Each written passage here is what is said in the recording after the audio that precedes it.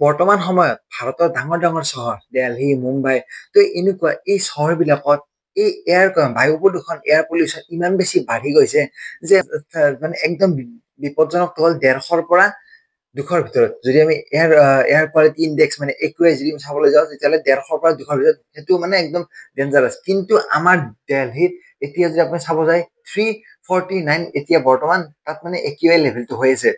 এতিয়া এই যে দিল্লীত যে ইমান যে একিউআই লেভেল যে বেয়া বা একদম ভেৰি প'ৰ একদম বিপদজনক যিটো এয়াৰ কোৱালিটি দিল্লীত, এতিয়া যদি আমি চাবলৈ যাওঁ 2013 চনত 2012-13 চনত চাইনাৰ কেপিটেল বেইজিঙত ইয়াতকৈ আকৌ বহুত বেছি বেয়া আছিল।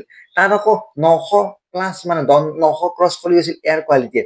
এতিয়া সেই চাইনা গভমেণ্টে কি কৰিলে, এই এয়াৰ কোৱালিটি ইমান যে তেওঁলোকে ষ্টেবলত আনিলে, বৰ্তমান আমাৰ অসমৰ দৰে মানে চাইনাৰ এয়াৰ কোৱালিটি একিউআই ইণ্ডেক্সটো চাইনা গভমেণ্টে কি কৰিলে আৰু ভাৰতৰ গভমেণ্টে চাইনা গভমেণ্টৰ পৰা কি শিকিব লগা আছে বা চাইনা গভমেণ্টে যেনেকৈ কৰিলে সেই সকলো আমি ভাৰতৰ গভমেণ্টে চাইনা গভমেণ্টৰ পৰা শিকি মানে কিছুমান কাম যদি পদক্ষেপ যদি চাইনা গভমেণ্টৰ দৰে যদি কৰে, তেতিয়াহ'লে এই দিল্লী, মুম্বাই এই মানে চহৰবিলাকৰ এয়াৰ কোৱালিটিটো ধুনীয়া এটা মানে লেভেলত আহি যাব। এতিয়া সেই চাইনা গভমেণ্টে কি কাম কৰিলে এই এয়াৰ কোৱালিটিটো ঠিক কৰিবলৈ, আহক আমি বিতংভাৱে আলোচনা কৰোঁ। নমস্কাৰ, আশা কৰোঁ আপোনালোক সকলো ভালে আছে। এতিয়া আজিৰ এই ভিডিঅ'টো আমি আলোচনা কৰিম এয়াৰ কোৱালিটি ইণ্ডেক্সৰ ওপৰত, মানে একিউআইৰ ওপৰত। একিউআই হৈছে মানে এইটো এয়াৰ কোৱালিটি ইণ্ডেক্স, কোনখিনি ঠাইত এয়াৰ কোৱালিটি কিমান বেছি ভাল থাকে, কিমান বেছি বেয়া থাকে। একদম যদি আমি ভাল একিউআই কোৱালিটি ক'বলৈ যাওঁ তেতিয়াহ'লে 0ৰ পৰা মানে 50 ডাউন হ'লে মানে ভেৰি গুড হয়, ভেৰি গুড একিউআই লেভেলটো হয়। কিন্তু বৰ্তমান আমাৰ অসমত বৰ্তমান 78, 77 তো সেনেকুৱাকৈ চলি আছে, মানে এটা মিডিয়াম ষ্টেজ বুলি ক'ব পাৰি, গুড ষ্টেজ বুলি ক'ব পাৰি, বা 50ৰ পৰা যিটো মানে 100 আছে, 50 পৰা 100লৈকে গুড ষ্টেজ বুলি মানা যায়। কিন্তু এই যি চাইনাৰ কথা ক'লো মই 2012 আৰু 2013 চনৰ সেইখিনি সময়ত চাইনাৰ একিউআই লেভেল আছিল 993, যিটো একদম ডেঞ্জাৰৰো ওপৰত, মানে আপুনি 200ৰ ওপৰত গ'লে কিমান বেছি ডেঞ্জাৰ। এতিয়া দিল্লীতো এতিয়া বৰ্তমান আপোনাৰ চলিছে 349, কিমান বেছি ডেঞ্জাৰ, ভিজিবিলিটি একদম 0 হৈ গৈছে। যদি আপুনি 200 মিটাৰ 100 মিটাৰ ডিষ্টেঞ্চলৈকে যায় চাবলৈ যায়, একো বেছি দেখা নাপায়। চাইনাতো ঠিক তেনেকুৱা আছিল, একো দেখা পোৱা নগৈছিল। সেই 2012-13 চনত 100 মিটাৰ ডিষ্টেঞ্চতে একো দেখা নোপোৱা হৈ গৈছিল চাইনাত। এতিয়া সেই চাইনা গভমেণ্টক মানে ইমান বেছি পলিউশ্যন হ'ল, তেওঁলোকৰ মানে বহুত ৱৰ্ল্ড ৱাইড বহুত বেছি তেওঁলোকৰ মানে টৰ্চাৰ হ'ল, আৰু লগতে তাত মানে যি সাধাৰণ ৰাইজ আছে, তো সাধাৰণ ৰাইজেও বহুত বেছি খঙাল হ'ল, ইমান বেছি তেওঁলোকে একো মেনেজ কৰিব পৰা নাই চাইনা গভমেণ্টে। তো সেইবাবে চাইনা গভমেণ্টে কি কৰিলে, 2013 চনৰ 12 ছেপ্টেম্বৰ তাৰিখে ক্লিন এয়াৰ একশ্যন প্লেন তেওঁলোকে মুকলি কৰিলে। এই আঁচনি তেওঁলোকে মুকলি কৰিলে 2013 চনত, 12 ছেপ্টেম্বৰ 2013 চনত এই আঁচনি তেওঁলোকে মুকলি কৰিলে। এতিয়া এই যে প্ৰদূষণ, যে এই প্ৰদূষণৰ মেইন কাৰণ কি জানেনে? এই প্ৰদূষণৰ মেইন কাৰণ হৈছে আমাৰ যে কয়লা আছে, সেই কয়লা দহনৰ কাৰণে এই পলিউশ্যন ইমান বেছি বাঢ়ি গৈছিল, যাক আমি ডাৰ্টি ফিউল বুলিও কওঁ। আৰু এই চাইনা চৰকাৰে ক্লিন এয়াৰ একশ্যন প্লেনৰ দ্বাৰা তেওঁলোকে 2013 চনত যিটো আৰম্ভ কৰিলে, 12 ছেপ্টেম্বৰ 2013 চনত আৰম্ভ কৰিলে, তাৰে 2-3 বছৰ মানৰ ভিতৰত তেওঁলোকে কি কৰিলে, যিমান আছিল কয়লা বেছ পাৱাৰ প্লেণ্ট যিমান বিলাক আছিল, সকলোবিলাক মানে প্ৰায় সকলোবিলাক গেছ ফায়াৰ পাৱাৰ প্লেণ্টলৈ তেওঁলোকে ৰিপ্লেচমেণ্ট কৰি দিলে। মানে সকলো কয়লা ফায়াৰ প্লেণ্ট বিলাক তেওঁলোকে গেছ প্লেণ্টলৈ তেওঁলোকে ৰিপ্লেচ কৰি দিলে। এতিয়া ইয়াৰ দ্বাৰা কি হ'ল, যিটো গেছ হ'ল সেই গেছটো বহুত বেছি ক্লিন হ'ল এজ কম্পেয়াৰ টু প্ৰিভিয়াছ। লগতে তাৰে চাইনাৰ চাইনা মানে মই বেইজিঙৰ কথা কৈ আছো, চাইনাৰ ৰাজধানী বেইজিঙৰ কথা কৈ আছো। লগতে বেইজিঙত থকা যিমান বিলাক সাধাৰণ ৰাইজ আছিল, তো সাধাৰণ ৰাইজ সকলোৰে যিমান মানে ঘৰত মানে কয়লা পাৱাৰ হিটিং চিষ্টেম আছিল, ঘৰে ঘৰে থাকে ন, তো কয়লা পাৱাৰ হিটিং চিষ্টেম আছিল, তো সেই কয়লা পাৱাৰ হিটিং চিষ্টেম বিলাক ইলেক্ট্ৰিক হিটিং চিষ্টেমলৈ তেওঁলোকে ৰূপান্তৰ কৰি দিলে, যাৰ পৰা তেওঁলোকৰ মানে যিটো গেছ ওলাই, তো প্ৰদূষণ মানে একদম বায়ু প্ৰদূষণ কৰা যিটো গেছ, সেই গেছটো তেওঁলোকে বহুত বেছি ৰোধ কৰিবলৈ সক্ষম হ'ল।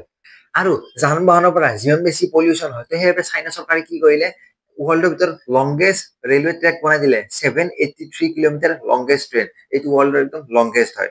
লগতে পেট্ৰলৰ দ্বাৰা যিমানবিলাক যান বনাইছে, মানে স্পেচিয়েলি বাছখিনি কথা কৈছো, তো সেই স্পেচিয়েলি বাছৰ পেট্ৰলৰ দ্বাৰা চলা বাছ, সেই 12,000 ইলেক্ট্ৰিক বাছ তেওঁলোকে ৰিপ্লেচমেণ্ট কৰি দিলে চাইনা চৰকাৰে। আৰু লগতে এনেকুৱা বহুত বেছি কোম্পানী আছিল বেইজিঙত, যাৰ মানে বহুত বেছি হাইলি পলিউটিং হয়, তো 2,000তকৈ অধিক হাইলি পলিউটিং ফেক্টৰী তেওঁলোকে চিল কৰি দিলে, বন্ধ কৰি দিলে। আৰু লগতে বাকী যিমান বিলাক ফেক্টৰী আছিল, সেই সকলোবিলাক ফেক্টৰীত তেওঁলোকে কি কৰিলে, যিবিলাক চিমনি আছিল সেই চিমনি বিলাকত এডভান্স ক্লিনাৰ প্লেট কিছুমান লগালে, আৰু লগতে স্ক্ৰুবাৰ্ছ লগালে বহুতবিলাক। ইয়াৰ দ্বাৰা কি হ'ল, যিটো চিমনিৰে যিটো ধোঁৱা ওলাই, সেই ধোঁৱা ওলাওঁতে সেই ধোঁৱাত যিটো বেয়া বেয়া পাৰ্টিকেল বিলাক আছে, সেই বেয়া বেয়া পাৰ্টিকেল বিলাক সেই মানে প্লেট বিলাকত ৰৈ যায়। আৰু ইমানখিনি কৰিও চাইনা গভমেণ্ট শান্ত নাথাকিল। তেওঁলোকে আকৌ কি কৰিলে, তেওঁলোকে ৩৫টা হাই গ্ৰেড এয়াৰ কোৱালিটি মনিটৰ তেওঁলোকে ছেট আপ কৰিলে ঠায়ে ঠায়ে। আৰু লগতে তেওঁলোকে বহুতো এনেকুৱা ঠায়ে ঠায়ে PM মনিটৰিং চিষ্টেম তেওঁলোকে ছেট আপ কৰিলে, যাতে কিবা এখন ঠাইত যদি মানে কোনোবা এখন ঠাইত যদি পলিউশ্যন যদি বেছি বাঢ়ি যায়, যাতে তেওঁলোকে লগে লগে গম পাই যায়, গভমেণ্টে যাতে গম পাই যায়।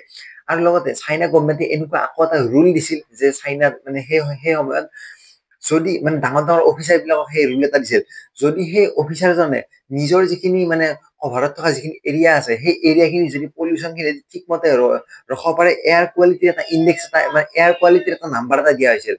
সেই নাম্বাৰটো যদি তেওঁলোকে দি মানে ছাকচেছফুল কৰে, তেতিয়াহ'লে সেই ব্যক্তিজনৰ তেওঁলোকৰ প্ৰমোচন হ'ব। তো এনেকুৱা এটা তেওঁলোকৰ চিষ্টেম আছিল চাইনা গভমেণ্টৰ। আৰু যাৰ বাবে বেছিভাগ মানে গভমেণ্টৰ অফিচাৰ বিলাকে তেওঁলোকে কি কৰিলে, নিজৰ নিজৰ ঠাইবিলাকত থকা মানে ঠাইবিলাকত তেওঁলোকে পলিউশ্যনটো ৰখাবলৈ চেষ্টা কৰিলে। কাৰণ তেওঁ পলিউশ্যনটো ৰখালে তেওঁলোকৰ ইফালে মানে প্ৰমোচন হ'ব। তো আল্টিমেটলি তেওঁলোকক প্ৰমোচনটো মানে পলিউশ্যনটো ৰখাব লাগে। তো সেইবাবে চাইনা গভমেণ্টে এইবিলাক ৰুল আনিলে।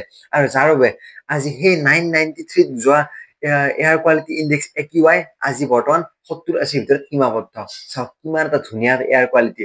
আমাৰ অসমত যি এনেকুৱা ধুনীয়া এটা এয়াৰ কোৱালিটি বৰ্তমান সময়ত আমাৰ অসমৰ দৰে চাইনাৰ বেইজিঙৰ বৰ্তমান এয়াৰ কোৱালিটি 70 পৰা 80 ভিতৰত, মানে গুড এয়াৰ কোৱালিটি এটা ক'ব পাৰি।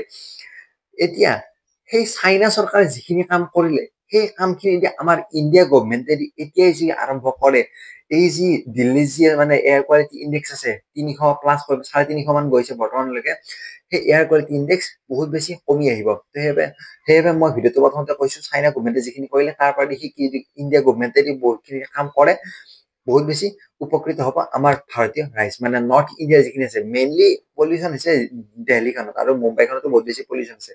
As compared to Mumbai, Delhi তাতকৈ বহুত বেছি ওপৰত পলিউশ্যন হৈ গৈছে, একদম ওচৰলৈকে একো দেখা নোপোৱা হৈছে। বহুত মানুহে এনেকুৱা প্ৰটেষ্ট কৰিছে দেলহি ইণ্ডিয়া গেটৰ ওপৰত, ইণ্ডিয়া গেটৰ ওচৰত বহুত এনেকুৱা প্ৰটেষ্ট দেখিবলৈ পোৱা গৈছে। তো এনেকুৱা কিছুমান পদক্ষেপ চৰকাৰে হাতত ল'লে মানে অতি সোনকালে এয়াৰ পলিউশ্যনটো ৰোধ হ'ব বুলি আমি সকলোৱে আশা কৰোঁ।